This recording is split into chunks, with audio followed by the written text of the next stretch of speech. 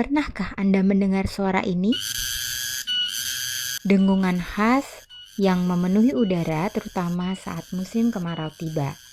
Inilah suara garengpung, serangga yang bagi sebagian masyarakat mungkin hanya sekedar latar alami. Tapi bagi masyarakat tradisional, garengpung adalah penunjuk waktu yang akurat. Di berbagai daerah, kemunculan dan nyaringnya suara garengpung diyakini sebagai pertanda bahwa musim hujan telah berlalu dan kemarau segera datang.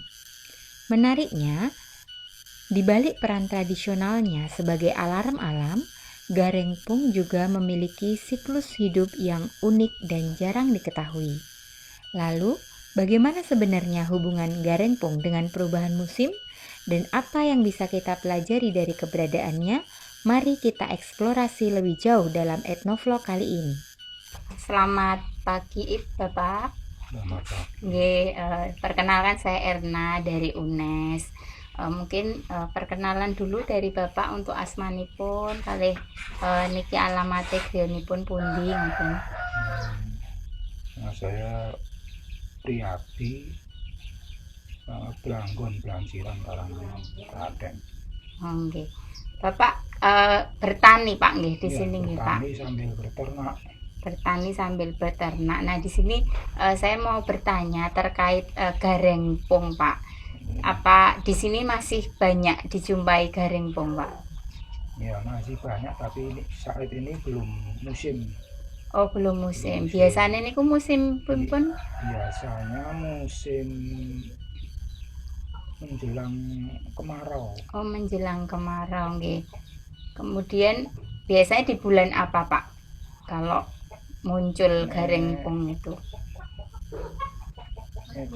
Hitungan Pranoto mongso 11.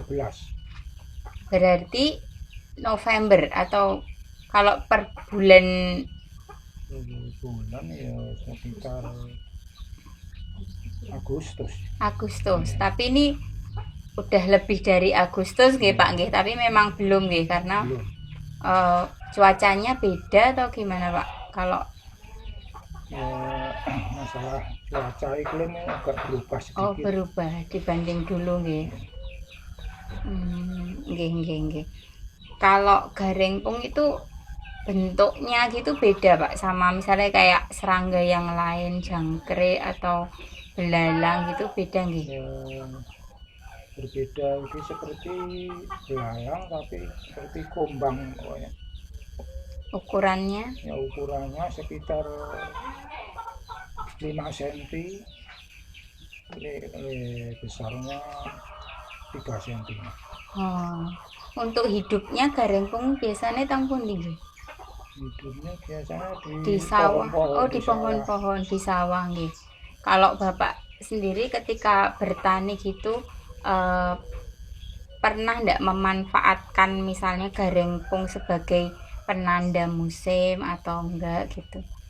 Ya biasanya para orang tua zaman dulu untuk pertanda kalau ada musim garengpung itu untuk pertanda buah-buahan yang ditanam itu misalnya palawija, seperti gembili, uwi dan lain-lain itu sudah mulai memanen, sudah enak dimakan.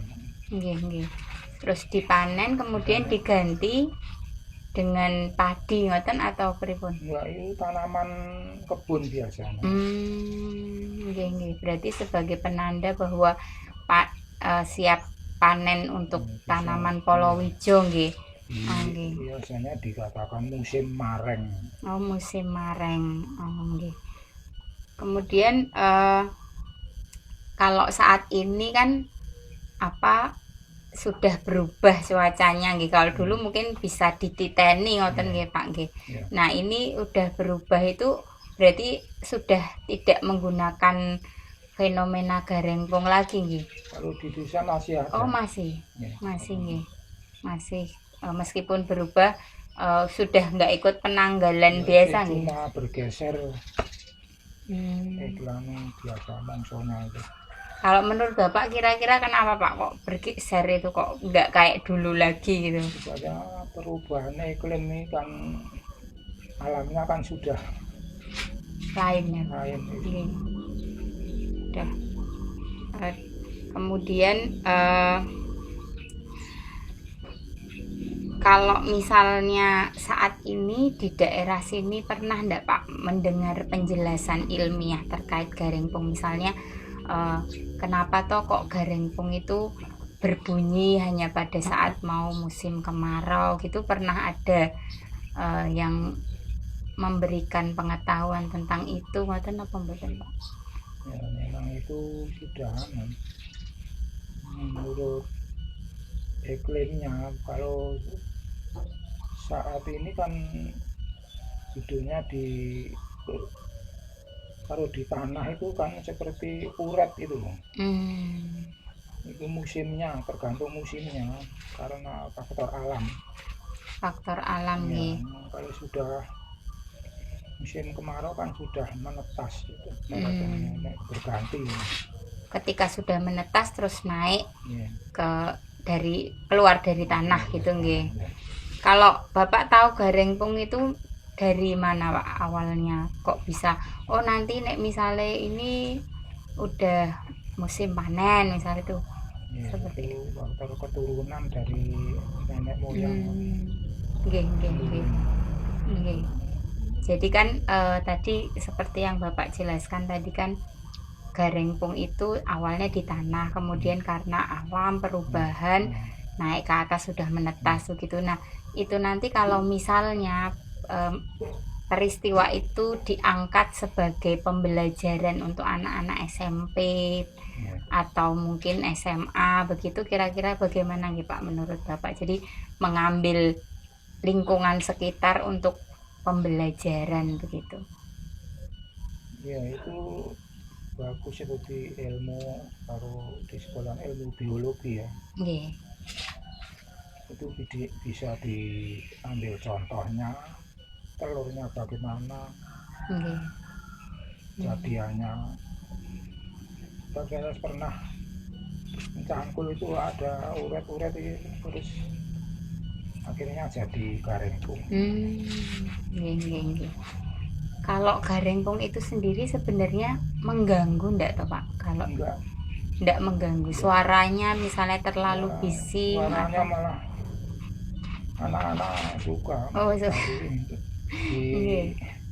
Ada ketupat gitu buat mainan ya Pak. Nggih, nggih, nggih. Tapi bukan hama Pak garengpung itu kalau di sawah. Bukan. Tidak merugikan petani nggih. Ya. Yang merugikan malah uretnya itu. Larvanya ketika di ya. tanah. Kerugiannya pripun Pak? Bisa menyebabkan ya, kalau ada polowijonya itu sedikit dimakan itu.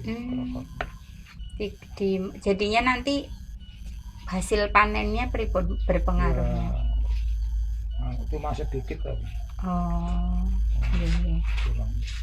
Iya.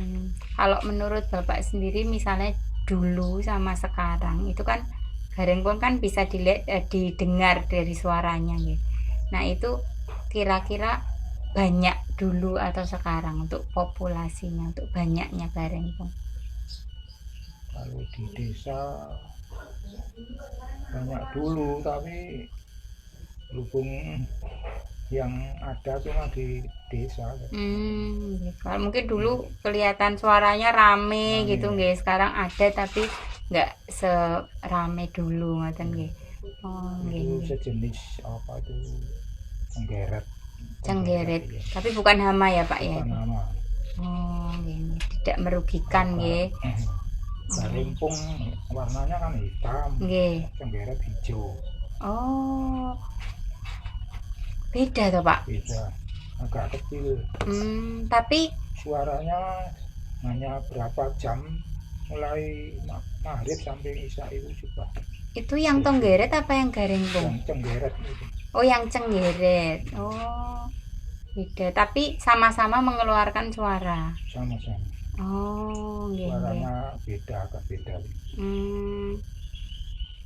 Berarti sekarang masih dipakai sebagai penanda, cuman tidak sepenuhnya ngoten nggih.